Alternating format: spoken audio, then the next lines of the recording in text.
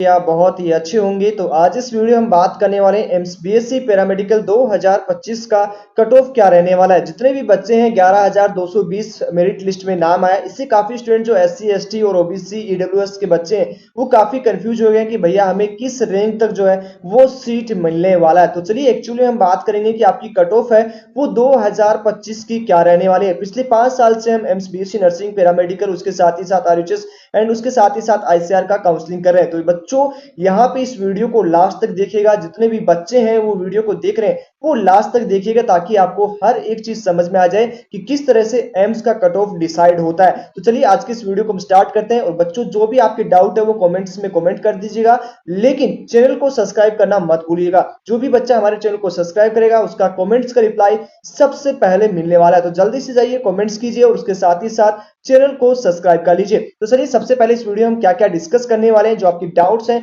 वो भी हम यहाँ पे बात करेंगे। यहाँ पे हम बात करने वाले हैं कि एम्स बीएससी पैरामेडिकल 2025 का कट ऑफ क्या रहने वाला है। कैटेगरी वाइज बात करेंगे कि कैटेगरी वाइज आपको कितनी रैंक तक जो है काउंसलिंग में पार्टिसिपेट करना चाहिए, उसके साथ ही साथ आपको सीट अलॉटमेंट हो सकती है। उसके साथ ही साथ हम बात करेंगे जो आपका मेरिट लिस्ट आया है उस मेरिट लिस्ट में आपका ऑल इंडिया रैंक, ओके ध्यान से आपने देखा होगा तो आपकी ऑल इंडिया स्क्रीन पे आप देख रहे होंगे इस तरह से आपका मेरिट लिस्ट है वो जारी किया गया है। लगभग यहाँ पे जो है वो 11,220 के आसपास जो है स्टूडेंट है। लास्ट ईयर की बात करें तो लास्ट ईयर लगभग 4 से 5,000 बच्चों का ये मेरिट लिस्ट में नाम आया था, लेकिन इस बार लगभग दो गुने से ज्यादा मेरिट लिस्ट में नाम आया। तो कहीं कहीं कंपटीशन है वो आपका दिन टू दिन बढ़ता जा रहा है बच्चों। तो यदि आपको यहाँ पे काउंसलिंग में पार्टिसिपेट करना है, यहाँ पे हम देखेंगे कि कितना यहाँ पे जो आपकी रैंक दी गई है जिससे बच्चे थोड़े से टेंशन में आ रहे हैं, वो यहाँ पे दी गया है आपका ऑल इंडिया रैंक। इसलिए आपको कैटेगरी रैंक जानना बहुत जरूरी है बच्चों। तो यहाँ पे जो आपका ऑल इंडिया रैंक दिया हुआ है, जहां पे आपका ऑल इंडिया रैंक दिया गया है, इससे क्या हुआ जो एससी एसटी के बच्चे हैं उनकी काफी हाई रैंक आई है। तो क्या उनको कितनी रैंक पे सीट मिलेगा इसका हम डिस्कशन इसी वीडियो में करने वाले हैं। तो वीडियो के लास्ट तक जरूर बने रहिएगा बच्चों। उसके साथ ही साथ हम बात करेंगे कैसे आप हमारी टीम से काउंसलिंग करवा सकते हो। पिछले 5 साल में लगभग जो बात करोगे 2000 से ज्यादा बच्चों का एम्स पैरामेडिकल में एडमिशन करा चुकी है, जिसके हम अलॉटमेंट भी आपको वीडियो के लास्ट में दिखाने वाले हैं। उसके साथ ही साथ आपकी कट ऑफ है वो किस तरह से डिसाइड होती है, मतलब आपका एम्स पैरामेडिकल में इतने बच्चों का मेरिट लिस्ट में नाम आया तो क्या थोड़ा सा हाई रैंक पे बच्चों को सीट मिलेगा या नहीं मिलेगा, ये थोड़ा सा डाउट है, ये भी इस वीडियो में क्लियर करने वाले हैं। टॉप कॉलेज का कट ऑफ आपका क्या रहने वाले हैं, कौन कौन से कोर्सेस होते हैं उसकी भी हम इस वीडियो में बात करने वाले हैं। आई होप ये सारे वीडियो देखने के लिए, पूरा वीडियो देखने के बाद आपकी सभी डाउट है वो क्लियर हो जाएंगे। सबसे पहले हम बात करेंगे कि आपका टोटल सीट मैट्रिक्स कितना है, कितनी सीटों पे आपका एम्स है। वो जो 16 कॉलेजेस है वो आपकी एडमिशन लेने वाली है। जो एम्स की बात करें हर एक स्टेट में आपका जो एक एम्स होता है, तो 16 जो कॉलेजेस है इन 16 कॉलेजेस में आपका कौन सा कोर्स मिल सकता है और कौन सी कॉलेज मिल सकती है, ये आप कमेंट बॉक्स में इसको जो है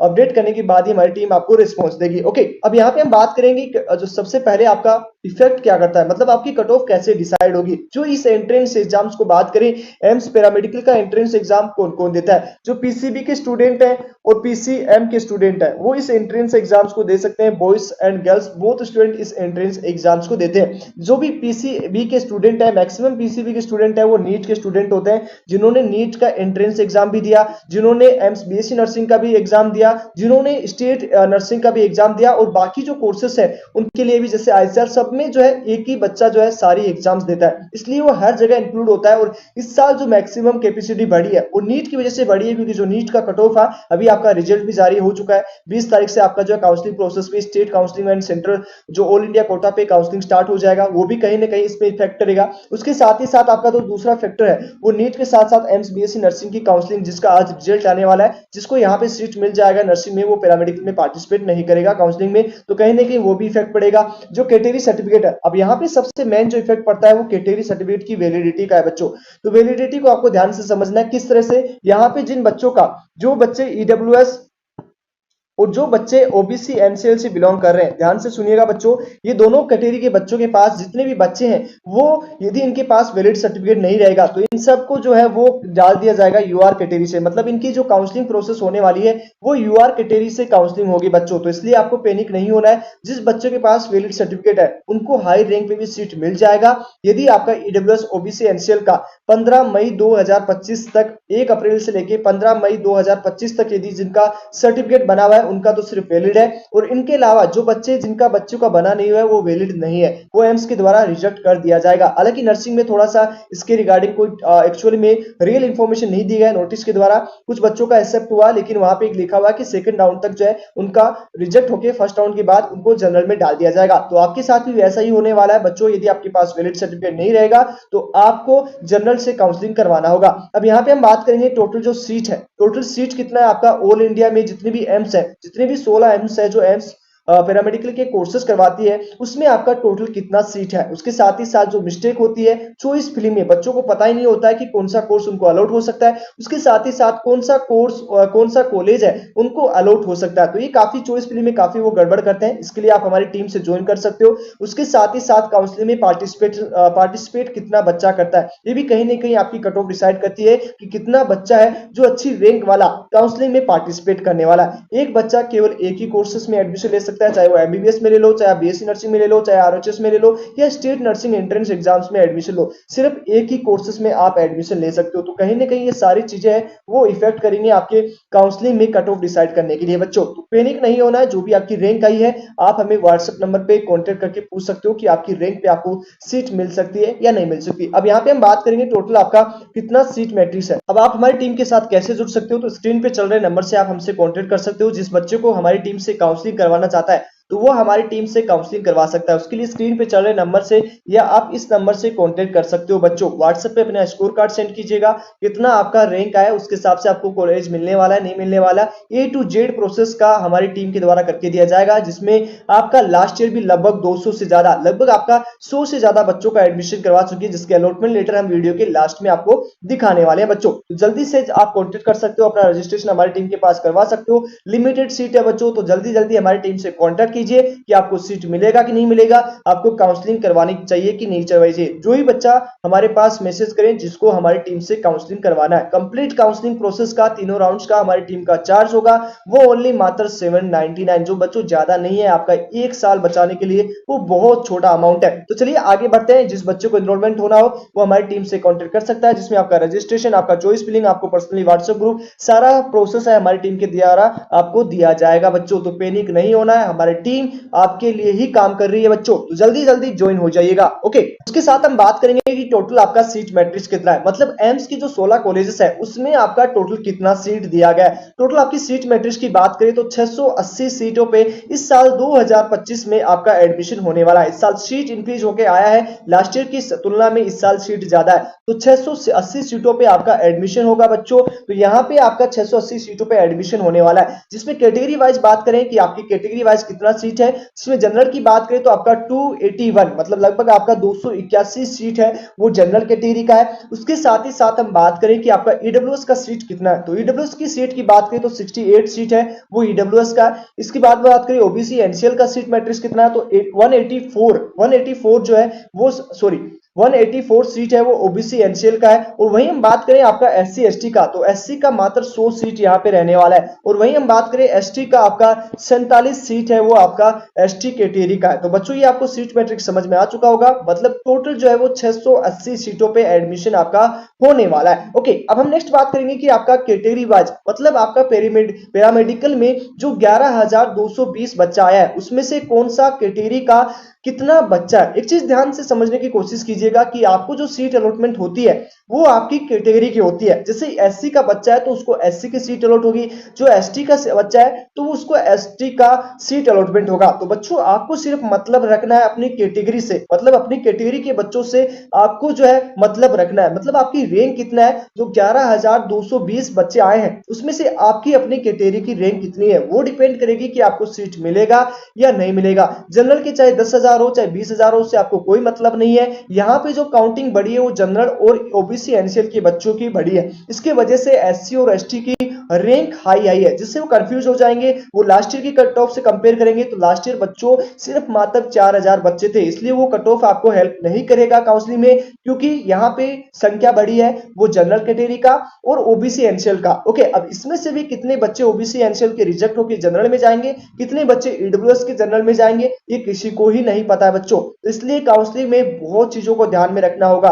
ओके, अब यहाँ पे हम बात करें कि 11,220 बच्चों में से आपके जनरल के कितने बच्चे हैं। हमारी टीम ने काफी मेहनत करके काउंट किया है पूरा, आप भी काउंट कर सकते हो, इसलिए आप अपना पीडीएफ डाउनलोड कर लीजिएगा, वहां से आप अपना काउंट कर लीजिएगा। तो यहाँ पे जनरल की बात करें तो जनरल मतलब यूआर कैटेगरी के 4,583 बच्चे हैं, वो 11,220 में से 4,583 बच्चे जनरल कैटेगरी में काउंट किए गए। ओके, उसके साथ ही साथ हम बात करें ईडब्ल्यूएस का, तो ईडब्ल्यूएस का 992 स्टूडेंट ही मतलब 11,220 में से मात्र जो है ईडब्ल्यूएस के स्टूडेंट है 942 स्टूडेंट ही वो ईडब्ल्यूएस के आए हैं मेरिट लिस्ट में। ओके, ओबीसी एनसीएल की बात करें तो यहाँ पे 4,435 स्टूडेंट हैं वो ओबीसी एनसीएल के काउंट हुए हैं। उसके साथ ही साथ एससी के बच्चे जो है वो लगभग 1,045 बच्चे हैं वो एससी कैटेगरी के हैं, और एसटी कैटेगरी का आपका 145 बच्चा ही आपका इंक्लूड हुआ है।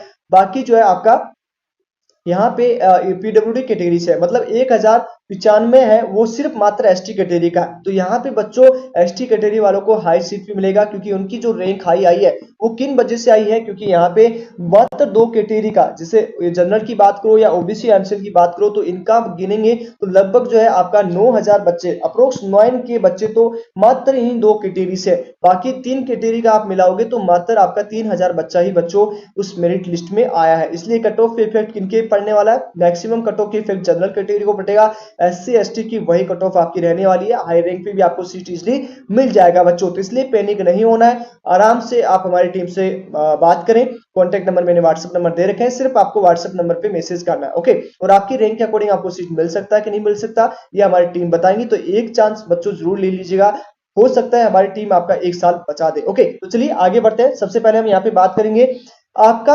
पैरामेडिकल का 2025 में कितना कट ऑफ जाएगा, कितनी रैंक तक आपको काउंसलिंग में पार्टिसिपेट करना है, कितनी रैंक तक आपका चांसेस है कि आपको सीट अलॉटमेंट हो जाए। ओके, यहाँ पे ईडब्ल्यूएस और ओबीसी की थोड़ा सा कट ऑफ डिसाइड करने में डिफिकल्टी हो रही है, क्योंकि यहाँ पे डिपेंड करेगा कि कितना बच्चा जो है वो यहाँ पे इनवैलिड का सर्टिफिकेट का होगा, मतलब जो 45 दिन के अंदर जिसका सर्टिफिकेट नहीं बना हुआ है तो उसका चांसेस है वो कम रहेगा बच्चों। जिसको हाई रैंक पे भी ओबीसी एनसीएल ईडब्ल्यूएस को सीट मिल जाएगा, क्योंकि जिन बच्चों का उनका खुद की कैटेगरी के साथ ही बच्चों का कंपटीशन नहीं है, क्योंकि जिस बच्चे के पास वैलिड सर्टिफिकेट नहीं होगा वो ओबीसी का होके भी ओबीसी की सीट नहीं ले पाएगा, चाहे उसकी 100 रैंक हो, चाहे उसकी 50 रैंक हो, चाहे उसकी फर्स्ट रैंक हो, वो जनरल कैटेगरी की सीट लेगा यदि उसके पास वैलिड सर्टिफिकेट नहीं है। तो बच्चों तो ये चीज ध्यान में रखना है, सब चीज इफेक्ट करेगा। तो मिनिमम आपकी कितनी रैंक होनी चाहिए, तो मिनिमम रैंक की बात करें तो 1500 रैंक तक यदि आप जनरल कैटेगरी में हो, यदि आपकी जनरल कैटेगरी में 1500 रैंक तक आ रही है तो एक बार बच्चों काउंसलिंग में जरूर पार्टिसिपेट करना है, आपको चांसेस रहेगा कि आपको सीट अलॉटमेंट हो जाए। ओके, उसके बाद ही बात करें हम आपका लगभग 2500 रैंक तक ईडब्ल्यूएस में और 2000 रैंक तक ओबीसी एनसीएल में और 8000 तक एससी कैटेगरी में और एसटी कैटेगरी में 9000 तक आपको जो है वो काउंसलिंग के लिए जरूर ज्यादा बच्चा मे भी हो सकता है यहाँ पे एससी एसटी की और ज्यादा कट ऑफ जाए, क्योंकि ये जो बच्चा की 8000 और 9000 रैंक आ रही है वो जनरल और ओबीसी बच्चों के कारण आ रही है। यदि इन 2 बच्चों को हटा दिया जाए तो इनकी कैटेगरी रैंक में शायद 300 400 या 500 के आसपास ही रहेगी बच्चों। तो इसलिए कंफ्यूजन नहीं होना है, हाई रैंक आपका जनरल कैटेगरी कारण ईडब्ल्यूएस सॉरी ओबीसी के कारण आपका हाई रैंक आया है। ओके, तो ये बच्चों एससी एसटी वालों को बिल्कुल भी डरना नहीं है, आपका जितना भी रैंक आया है आप हमारी टीम से एक बार जरूर बात कर लीजिएगा, व्हाट्सएप नंबर मैंने दे रखा है। यदि हमारी टीम कहती है आपका सिलेक्शन होने का चांसेस है तो आप हमारा मेंटरशिप प्रोग्राम ज्वाइन हो सकते हो। अब लास्ट ईयर हमारे बच्चों ने कितने बच्चों का हमारा टीम है वो एडमिशन करवाया वो हम यहाँ पे आपको दिखाने वाले हैं। तो चलिए एक बार देख लीजिए स्क्रीन पे, तो सारी चीज समझ में आ जाएगी कि एक वैलिड टीम है, एक विश्वास लायक है, क्योंकि आप यहाँ पे थोड़ा सा ऑनलाइन पे कम विश्वास करेंगे, बट आप हमारी टीम है वो एक फैमिली की तरह आपके पास काम करने वाली है। पर्सनल आपको व्हाट्सएप ग्रुप, पर्सनल सारी इंफॉर्मेशन, सारी चीजें आपको आपके सामने देने वाली है, सारा प्रिंट सारा चीज आपको देने वाली है। बीएससी नर्सिंग में भी लगभग 300 बच्चों का हमारी टीम ने काउंसलिंग किया है, जिसका रिजल्ट है वो फर्स्ट राउंड का आज आने वाला है। तो सारे बच्चों के हमारे टीम है वो अच्छे से बात करती है, अच्छे से आपका सारा चीज प्रोसेस करने वाली है। तो नीचे व्हाट्सएप नंबर पे आप एक बार मैसेज जरूर कर लीजिएगा जिस बच्चे को हमारी टीम से काउंसलिंग करवाना हो। तो चलिए एक बार सबके अलॉटमेंट लेटर आपको लास्ट ईयर के दिखाने वाले, जिससे आपको एक ट्रस्ट हो जाए ताकि ऑनलाइन फ्रॉड से आप बच सके। ओके, यहाँ पे आप देख सकते हो लास्ट ईयर 2024 के सीट अलॉटमेंट है, जिसे आप स्क्रीन में दिख रहा होगा। लगभग फर्स्ट राउंड में आपको जो है 248 रैंक पे इनको बच्चों को फर्स्ट राउंड में सीट अलॉटमेंट हो गया था। यहाँ पे आप देख सकते हो फर्स्ट राउंड के सीट अलॉटमेंट एम्स भोपाल का कॉलेज अलॉट हुआ था और एमएलटी कोर्स इनको अलॉट हुआ था। ये भी हमारे पर्सनल काउंसलिंग के स्टूडेंट थे, 2024 में हमारी टीम ने इनकी काउंसलिंग की थी। हमारे दूसरे बच्चे का एससी कैटेगरी के स्टूडेंट थे जिनको सीट अलॉटमेंट हुआ था, यहाँ पे रायबरेली इनको कॉलेज अलॉट हुआ। ओके, और लगभग इनको बीएससी इन रेडियोलॉजी टेक्नोलॉजी इनको सीट अलॉटमेंट हो चुकी थी। 3 अगस्त 2025 को आया था। इनकी रैंक थी 1007। ओके, 1007 फर्स्ट राउंड में इनको सीट अलॉटमेंट हो गया था। तो ये सारी चीजें हमारी टीम है वो प्रॉपर आपको सारी चीजें गाइड करने वाली है। चलिए और भी बात कर लेते हैं।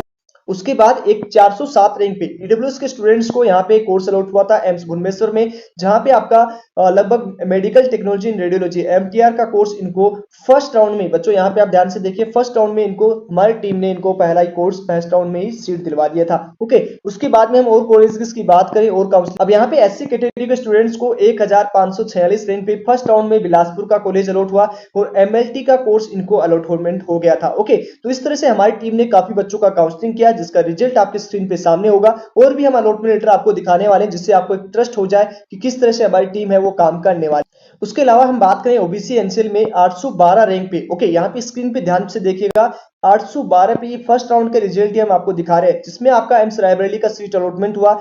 एम्स रायबरेली में कौन सा एनेस्थीसिया टेक्नोलॉजी का इनको सीट है वो अलॉटमेंट हो चुका था। ओके, तो इस तरह से हमारी टीम है वो काफी बच्चों को एडमिशन दिला चुकी है। बच्चों तो ध्यान से काउंसलिंग में गलतियां नहीं करना है, और जिस बच्चे को भी इनरोलमेंट करना है व्हाट्सएप नंबर पे, स्क्रीन पे नंबर चल रहे हैं, वहां से आप हमें व्हाट्सएप मैसेज कर सकते हैं। उसके बाद आप एक और स्टूडेंट्स को दे सकते हो, इनका नाम यहाँ पे दे रखा है। ओके, और उसको कॉलेज अलॉट हुआ था एम्स रायपुर का BSc medical technology in radiography. यूआर के स्टूडेंट है, इनकी रैंक की बात करें तो कितना रैंक था, 374 इनका ऑल इंडिया रैंक था, जिनको फर्स्ट राउंड में एम्स कौन सा मिला, रायपुर का सीट अलॉटमेंट हुआ था। कोर्सेज की बात करें तो कोर्सेज यहाँ पे radiography medical technology in radiography का इनको सीट अलॉटमेंट हो चुका था। ओके, इनके बाद एक और स्टूडेंट्स को सीट अलॉटमेंट हुआ, यहाँ पे आप देख सकते हो रैंक है इनका 300, लगभग 400 के आसपास इनका रैंक था। एम्स रायबरेली का सीट फर्स्ट राउंड में अलॉट हुआ। कोर्स की बात करें तो ऑपरेशन थिएटर इन टेक्नोलॉजी इनको कोर्स अलॉटमेंट हुआ था फर्स्ट राउंड में। ये सारे हमारे फर्स्ट राउंड के रिजल्ट के हैं, जिसमें हाई रैंक पे भी सीट अलॉटमेंट हुआ। तो बच्चों इस बार भी आप हमारे साथ ज्वाइन हो सकते हो।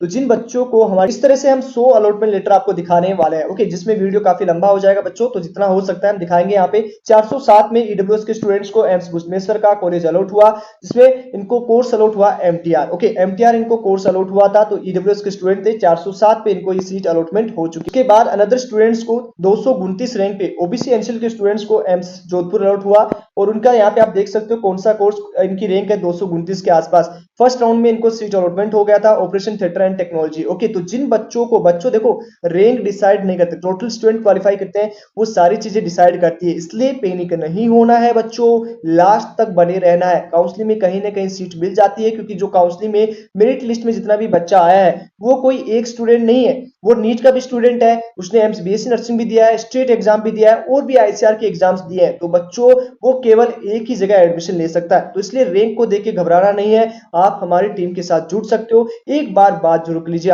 वेल ट्रस्टेड टीम है, तो स्क्रीन पे चल रहे नंबर पे आप अभी कांटेक्ट करें जिन बच्चों को हमारी टीम से काउंसलिंग करवाना है। मैसेज क्या करना है, सिंपल से कि हमें अपनी मेरिट लिस्ट में नाम आया है, स्कोर कार्ड भेजना है, हमें काउंसलिंग करवाना है, फिर आप हमारी टीम है वो आपको रिस्पॉन्स देने वाली है। तो चलिए आज इस वीडियो में इतना ही। और बच्चों कमेंट जरूर कीजिएगा, चैनल को जरूर सब्सक्राइब कर लीजिएगा, क्योंकि जब आप चैनल को सब्सक्राइब करेंगे हमें शो अप होगा, हम आपकी कमेंट्स की रिप्लाई सभी बच्चों को देंगे जो बच्चा हमारे चैनल को सब्सक्राइब कर लेगा। तो चलिए आज इस वीडियो में इतना ही, मिलते हैं आपसे नेक्स्ट वीडियो।